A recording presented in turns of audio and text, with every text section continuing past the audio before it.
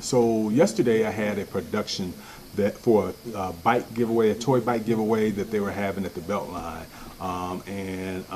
This was an event that I volunteered to capture the moment because I felt that it was going to be a big venture and then an opportunity for me to kind of promote my business. But the person that was actually assisting the host of the person throwing the event, the assistant, made me feel unwelcome, unwanted, and totally unappreciated. And as a result, one of the things she said is to be invisible. And so because of that negative spirit jumped onto me, then I didn't set my equipment up the way that I should have and the way that I had practiced the night before to make sure that everything was functional. Everything was functional, everything was firing properly, but because I got that negative, energy from that particular individual, then I did not set my equipment up the way that I knew that I should, and it created a domino effect where different things didn't, my cameras were not networking so that I can control them. I wasn't able to capture the entire room. There were events that happened that I didn't capture, and it just kind of gave a lackluster production. And I was just very disappointed with myself. Now, there were other people that were coming over to look at the event in question about, the event and everything, my production and everything like that. And Little Scrappy came over, the rapper Little Scrappy came over, and he was saying, "Oh man, this is tight." And he took out his phone and started videotyping it and everything like that. And he's like, "Oh man, this is tight. That's tight. This, that, and another." And I was like, "Well, yeah, I'm a little disappointed with myself because I know that I could do much better, but this particular production, I didn't, I'm having technical difficulties or whatever, this, that, and other." So he went on his way and I went on my way. I sat there and continued to do the production. And, towards the end of the production, I packed up everything. And, I loaded everything, child, everything. So I had to pack up all my stuff and get it loaded into the truck and head back home and everything like that. And of course, I'm depressed now, feeling bad about myself. I'm not really proud about the production that I produced and everything like that. And then, I thought about it. And I began to think, wait a minute, that was an energy that saw my moment. And the world is full of negative and positive energies that are there to counteract each other. And so that was a negative energy that saw that this was my moment because the mayor was going to be there. There were a lot of celebrities that were going to be there, and there was a good time to get my name recognition out. But instead of doing that, I allowed this negative energy that saw the whole equation about to happen jump on my spirit and force me to operate in a different capacity, drive me out of character is what it does. And so the takeaway is that you don't ever let somebody take you out of character to where you don't put up your best performance and this, that, and the other. Regardless of whether that person is operating in a negative, you don't allow that energy to jump on your spirit and control you, first and foremost. Secondly, I will never do a venue unless I know that I'm speaking to a promoter or a person that's hosting the event that is totally in collaboration with me being there and willing to welcome me in that presence. And secondly and thirdly, they have to have some sort of idea as to how that event will unfold. Where are the different dynamics of what's going on in that room, and what is the moments that I need to capture? Who are the names? Who are the names of the speakers that's even going to be on the screen? All of those dynamics. And if those dynamics are not willing to be crossed before we get to that stage, and I'm just not going to walk into it blindly. So those are 3 lessons that I learned. Don't let the spirit drive you out of character and force you to operate in a different capacity of what you originally do. Put on your best performance and never take a venue of for someone that unless you feel like you're welcome and they're totally in cahoots on how that event will unfold. But anyway, I thought about it and I was like, I began to realize that no, my shit was set up. I set up and I practiced last night, the night before, and even created a video. to demonstrate that everything is functioning fine. The only reason why it didn't function fine at that particular event is because of that energy that came in and stole the dream, stole the opportunity against me, because this was an opportunity to, again, be viewed by many. Like I said, Lil Scrappy was one of the ones that came over there, and he was, taking his video out like, oh man, this is tight, this is good, and everything like that. And then I reminded him, I said, you probably don't remember me, do you? He said, no. I said, I was a night auditor at this regular a hotel on Terra Boulevard decades ago. I think it was probably when his career was getting ready to start. And I checked you in that night at the hotel, and you checked into the suite. It was a regular ass hotel, so it didn't matter if it was a suite or not. The shit was raggedy. But anyway, I guess that was at the moment of where his career was getting ready to take off. I don't really know Scrappy like that. I don't know his music, or we're not in the same atmosphere in terms of entertainment and music anyway. But and I think he's on some sort of television show. I don't know what show it is, and I've never watched it. But I knew him from that night because I guess his career was getting ready to change. I didn't know him then. I didn't know who the fuck he was then, but I later found out that was a little Scrappy. At any rate, so anyway, I packed up all my things. Back to the story. I packed up all my things, and I hadn't eaten anything. So I said, well, I'm gonna go over here because I had this bowl. So I'm gonna go over here and have this bowl, and give me something to eat and everything like that. And I began to pack, and I said, the only reason why that production wasn't good is because I let that energy steal the opportunity or jump on my spirit and make me feel a certain way. As I was pulling in to grab me something to eat, then I noticed Lil Scrappy in the parking lot. And I spoke to him. I was like, hey man, this, that, and other. And I said, I told him, I said, let me show you a picture of your twin. And I was referring to my son TJ, as him and Scrappy, TJ and Scrappy look alike. They have always looked alike to me. But I was about to show him a picture of TJ, but I couldn't find TJ's information. That's because we're not friends on Facebook, and I didn't know how to find this information or whatever. And I didn't want to hold him up because I know he said he had to go to the airport or something like that. He was waiting. He was patient, looking for the picture or whatever. I said, well, you know what? I can't find it. And I can't find it because I really don't mess with him like that, so I don't really know where his picture is. But next time I see you, then I will pull it up and let you see it, and you'll see your twin, because TJ and Lil Scrappy looks alike. So anyway, I went up there and I sat down and I ate my chicken bowl or whatever bowl it was, and I began to process everything that went wrong. Everything that went wrong at that production. So you had tall people that are coming to stand, you coming to stand right in front of my damn camera with your big ass head, and you see that you blocking my damn view, but you gonna stand there, and you 6 feet tall, with this big ass head in the way of the camera. Could you move, please? So that was one of the things. The network was not set up properly. I didn't set the network up the way I knew I should have, because my shit is A to Z, A, B, C, D, E, F, G. The dynamics of my production is set up that way, because I think I suffer from Asperger's syndrome. I'm on the spectrum, is what I'm starting to discover. So I'm OCD. Everything has to be in order, and it was, but I didn't set it up that way. So that was one of the things that I need to focus on for the next venture. Then I began to dissect the dynamics of that particular production. Like the monitor needs to be a little bit higher above my head, and then there needs to be a monitor there. But at any rate, my point is, I came up with this invention that I would build this document here, so that in the event, let me see if I can turn this around. In the event of this right here,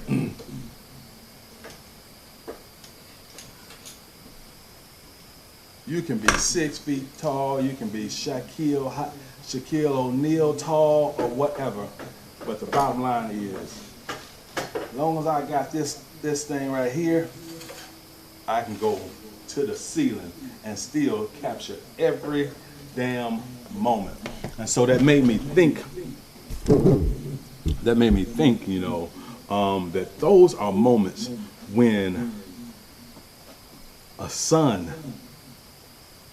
or your offspring needs to see. They need to see you fail, and they need to see how you come back up. that was a flop. That production was, and it was a flop in front of major people. I don't think they were really paying attention anyway, but because she kind of wanted to be invisible, like she said. But the bottom line is, you're gonna know my damn name, and when you do, then I guarantee you the production is gonna be better. But that particular moment made me realize that those are the moments that a child needs to see. They need to see you fail, and then watch how you come up and rise above like the phoenix, And so it just made me think of this particular situation with my children and everything like that, because I told Scrappy. So that's I'm going back off of a tangent, and I want to be brief because I got other shit to do.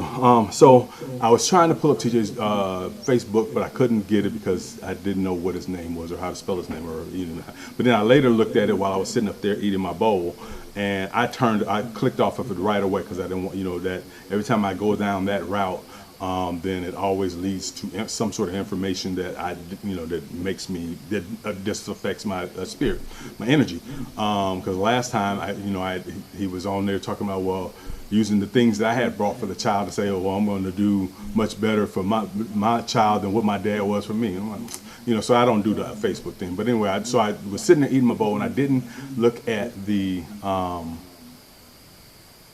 his Facebook feed or whatever. But then when I came home, for whatever reason, I pulled it up again and looked at it and went down the timeline. I just scanned it. I didn't really get into it. But okay, that was the reason why I pulled it up a second time.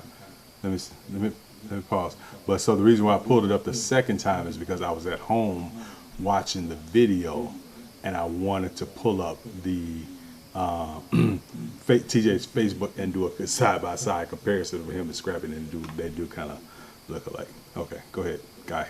Saw on there that he had a photo of Celeste and Charles, saying, Charles is like my second dad. Now, when I saw that, I immediately thought some pretty negative things to say, but I digress from that. You do you.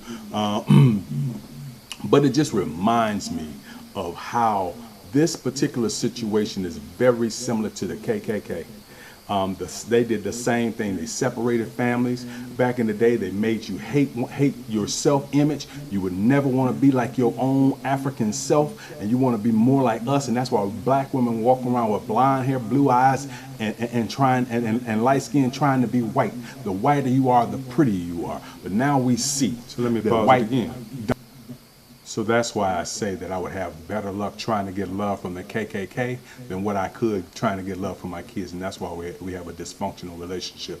The problem is that the dysfunction will never get resolved because these are people who don't see themselves as having a problem. They see me as the problem. I'm the one that needs to be fixed. You the one that needs the therapy, not us. And so if you can't go to a Alcoholics Anonymous and and be willing to stand in your truth, which most people are not, willing to stand in your truth and then accept your responsibility for it, then make modification for the change, and you can't ever change it. So don't last. White cracks. Matter of fact, that shit shatters. You got more wrinkles on your face than a damn little bit.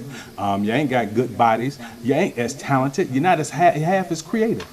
So now we realize that we've been programmed by our enemies to be our own worst enemies. And sometimes we learn from our enemies how to mistreat other people the same way they mistreated us. And that's what this reminds me of, because there's absolutely no reason whatsoever why there should not be a connection. He should have been there at this particular event. You should be seeing these. You should be observing these things. But because of a woman who wanted to use her. So let me pause it again. What I was trying to say at this particular moment is how the enemy had taken our families apart and sold us off into slavery, so we never even knew the legacy of who we come from, where we originated from, and none of our offsprings or anything like that. We were auctioned off, and it's very similar to that. There is absolutely no reason why there should be a connection. I think that the purpose for that was, I feel like it was a fatal attraction. It was a moment to say, if you can't love me, you can't love your kids. And so now I'm going to take away your kids, your grandkids, and all your offspring. And that's not helping. That's hurting you. That's not hurting me. Her influence to keep me, yeah. we're here, and you're doing things to. I know that they're not children now, but if you plant that seed and it grows in them, then that continues to happen. You know, so this is, if you can't love me, you can't love your kids, and you'll never have a chance to, you know, and it's just really, really horrific. The bottom line of it is when I'm not in your life, it is your loss. It is not mine. I show up to love you. I show up to embrace you. I show up to give you support. You show up to tear me down, because that is what has been programmed in your mind to do. And it's unfortunate for you. Me not being in your life is your loss, not mine. Not mine. So I said all that to say, you know, that it's amazing how the enemy can program us to be against ourselves. And I feel like that is the exact same dynamic you have done, or that has been done with this particular situation. I don't know that I won't waste your time, and I won't waste mine. I don't know that I have the energy. I don't know that I have the spirit to get over some of the things that has happened throughout the course of this alienation syndrome. Pausing it once again, you know, the thing for me is that, you know, there would have to be an accountability. It's not, we're not going to keep running around in circles like a dog chasing its tail. If you're not showing up to take accountability and stand in your truth and make change, then, you know, and part of that comes with therapy. If I'm the only one that needs to, nigga, I call you when I get it in, okay? Hold your breath. You know, and you say, and I don't know if you want to go with the fact that it was because of my lifestyle, my sexuality, or if it's because, since it's no longer that, then it's because I'm left-handed, if that works better for you. I don't know. Whatever dynamic you choose to work with. But the bottom line is that the ship keeps moving. The train gonna keep moving. If you're not at stop, you're just gonna miss your stop. The train won't stop without you. What was my point? Why the fuck was I making this damn video in the first place? Because I was trying to make this video, and then I had to do some troubleshooting.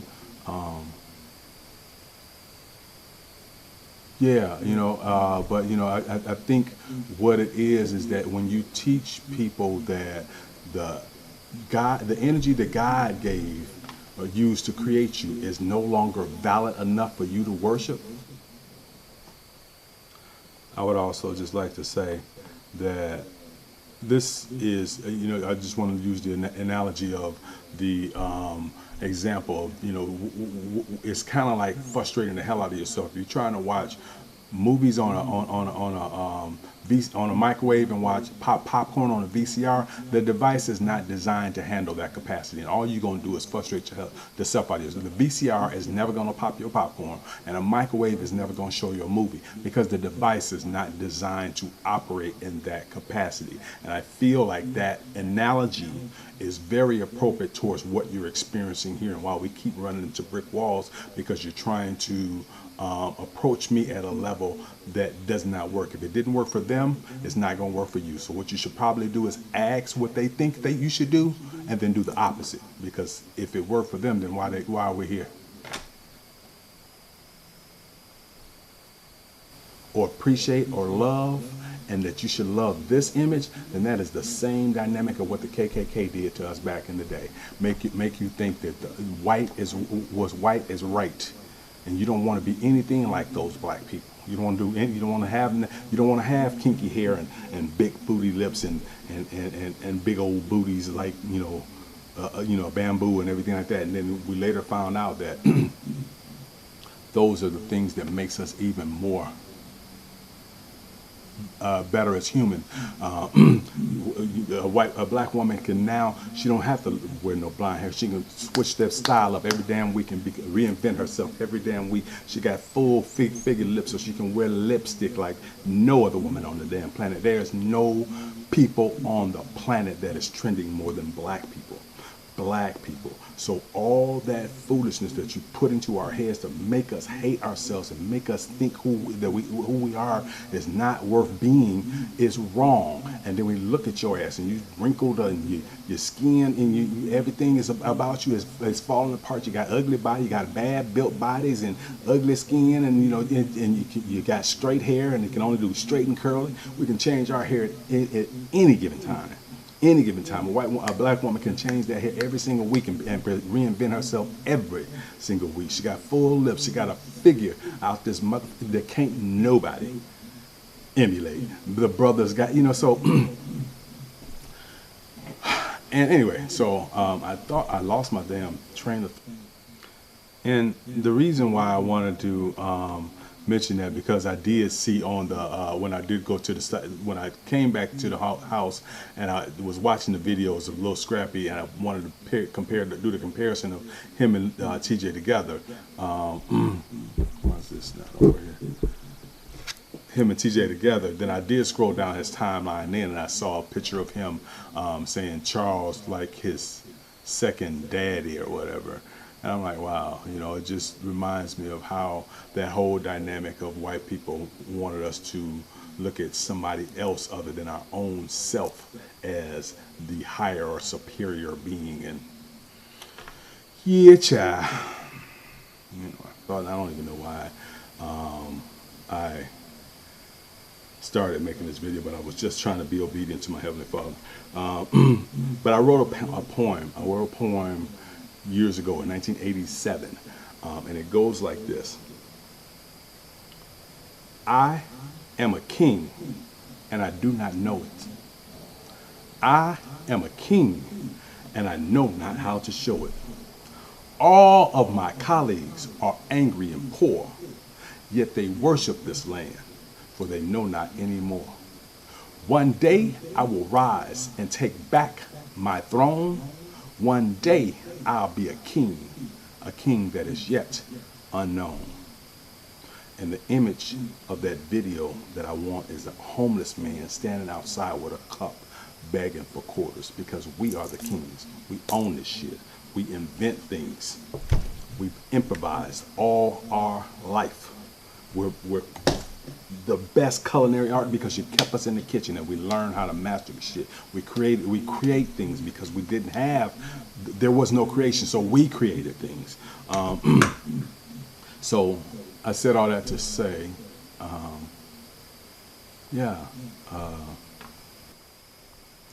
don't know why I said all that to say what. I lost my train of thought on that shit, but improvise.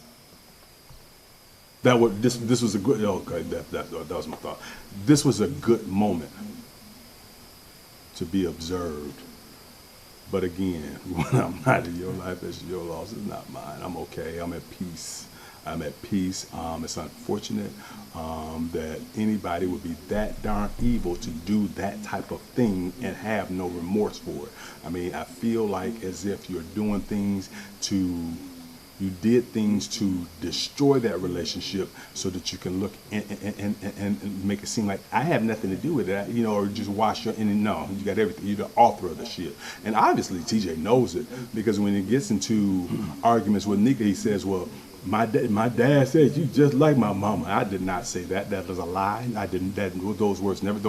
That's a conversation that you and Shay had with each other. I've never said Nika was like you, but you obviously know that your mother is not operating in the right principles, and for you to stand up with her, regardless right or wrong, nigga is not somebody ever that I would raise. That's not because my children, and see, the thing that makes a father and son connection is that you inbred things in them, and then you watch them grow through life and demonstrate those things as they get older. So that particular seed has been diminished, has been destroyed with you and I, because I haven't had the chance to input things into you and then watch you deliver them.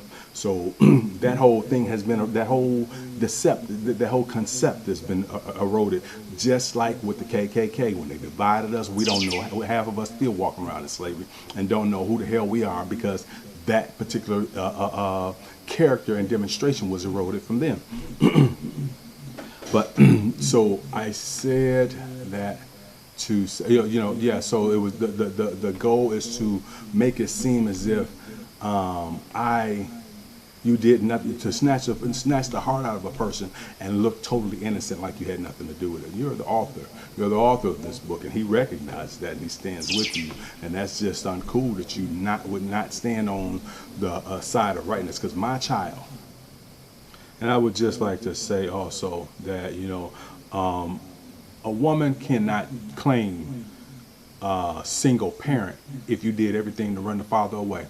If you did everything you could to keep that father away, you can't claim single. No, you weren't a single parent. That's a trifling parent. Because see, as a parent, you have to be willing to put your feelings aside, which is what I've had to do on several occasions. Put my feelings aside for the best interest of the child. That's what a guardian ad litem does. As you know, I'm a certified guardian ad litem appointed by the courts to monitor and regulate children in dysfunctional or distressed situations. So my recommendation weighs heavily on the judge. So that's why when I came to court for TJ that one time, the judge knew that I was a guardian ad litem, but he's sitting there seeing y'all make eye contact and nonverbals to where even if I did make a recommendation, you can see that the two parties that I'm trying to make the recommendation on is not in agreement with it. So he sentences us. Any child that I raise that has my values, I don't give a damn if the whole world is against you. Right is right and wrong is wrong, and there is no gray line. You stand on the side of rightness regardless, and until people come to realization to say, hey, you're absolutely right and we were wrong, then but you don't stand with people just because they're your people and they damn wrong. What the? That don't make sense. That's not the type of child I would raise. So that right there kind of ventures or varies from my level of teaching. I guess I just wanted to record this moment because I got to go to Home Depot and get some damn flowers and cut this grass.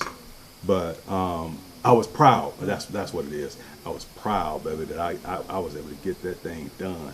And I wouldn't care about nobody else production.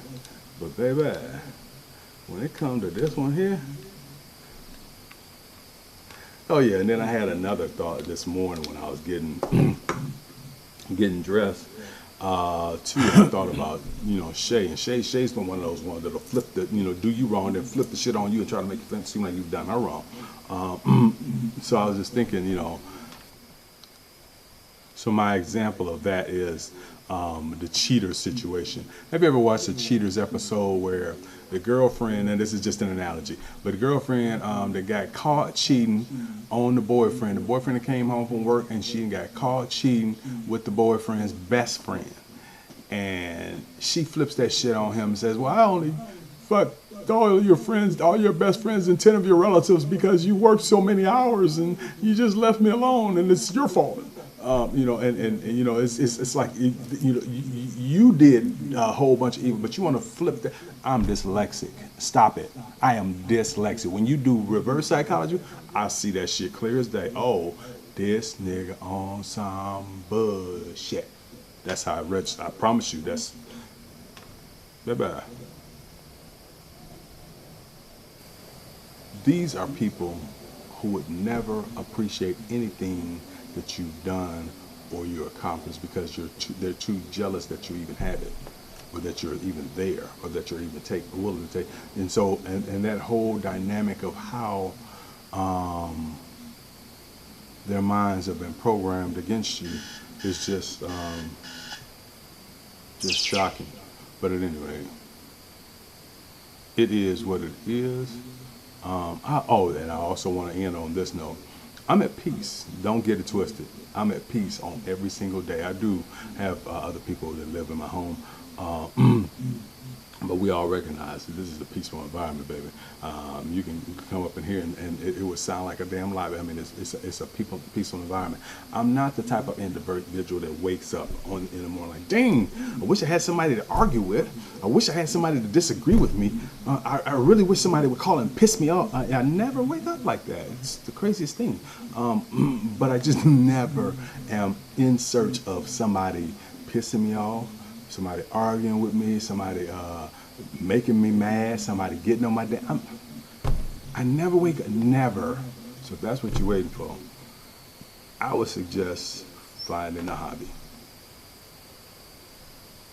Yeah, and so I just like to end on a positive thing. The only reason why people go through this type of thing in the first place is because you have somebody that's still holding on to something that is not, I consider it a fatal attraction. But the only reason why parents go through, because other people have parents that they don't live with, and and they're able to function properly. That's because you have two mature-minded individuals who have let go, realized that our season is over, and kept it moving. The only time you have a dysfunction like this is because somebody is trying to use those children or manipulate that situation, and it's not cool. It's unfortunate. It's unfortunate because I mean, and what's shocking is that me and your mother are very cool. I mean, I know a lot of things that she has shared with me, like she would share with a friend. I guess now I don't know if that was TJ trying to throw daggers or what, but I think he said you're married now. That's good. Congratulations. But baby, listen, this is not an option. We don't have to be. You and your husband can be in this house right here with me, and I would make them feel just as welcome. But that bullshit. If we are still in disagreements with one another, and that's Paris, I call it back. If we're still in disagreements with one another and the relationship has been over there, that means somebody ain't let go of something. Stop it. Be better. Be a better person, period.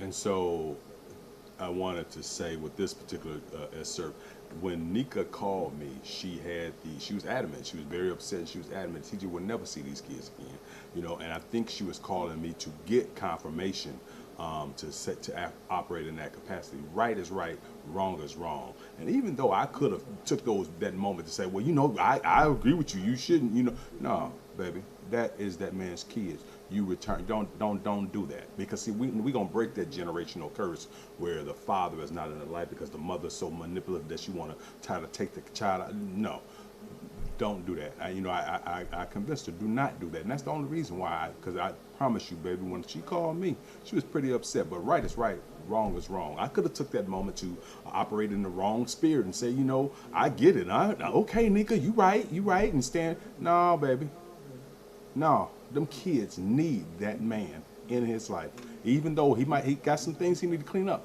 But no, right is right, wrong is wrong, baby.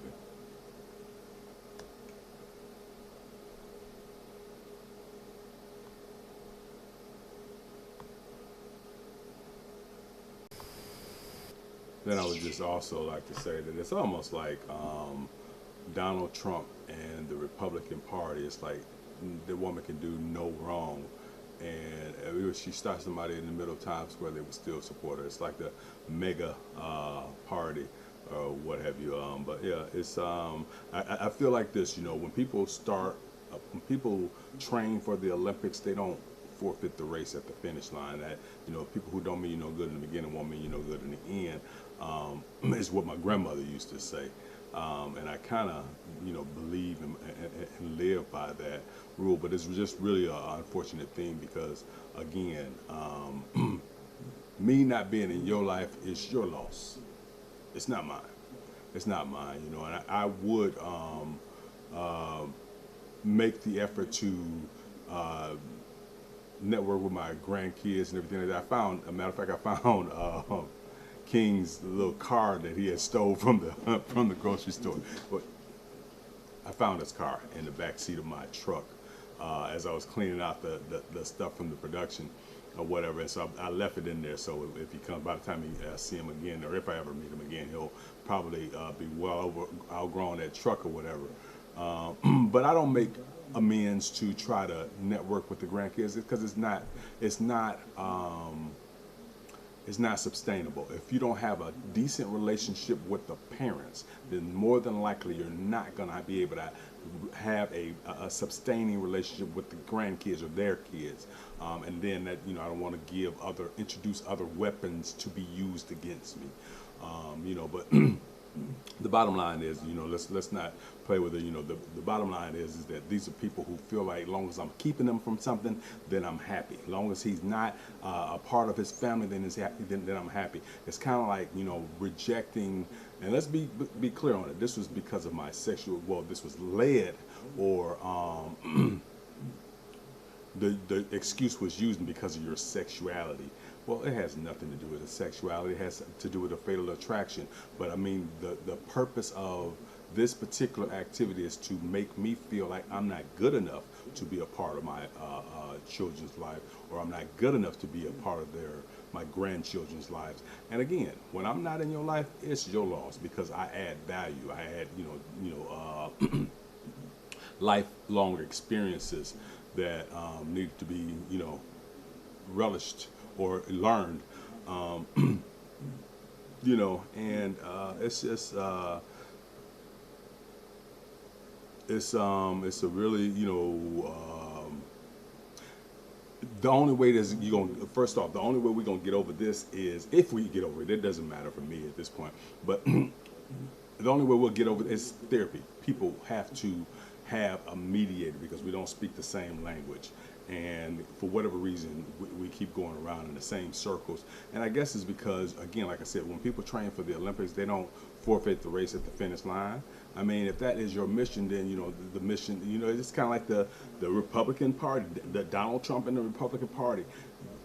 That man, whatever that man did, they're mentally programmed to accept whatever sort of contaminants that man introduces. And he's a narcissist. He doesn't have the capacity to care about how he's damaging them. He only cares about him. So how this situation resolves, I don't know. All I can do is operate in the capacity of what my father tells me. Whether these are people who will try to maybe we're not at the maybe we're back at the square root of this being about my lifestyle and my sexuality. It was never that. It was never that. That was a deception. It was never that. And since the white people have rolled back DEI, I don't know. We might be back there now because then it was like, well, this has nothing to do with his sexuality. Okay, well, what does it have to do with then? Is it because I'm left-handed? So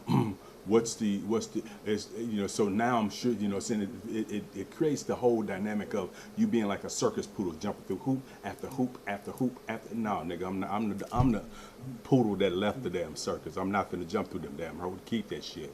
If that's where your version, keep the shit. Keep it, So, that, and then, and I wanted to say also about TJ saying, I don't even see Charles and them and everything like that. And they came to see David and didn't visit me when I was in prison. Well, guess what?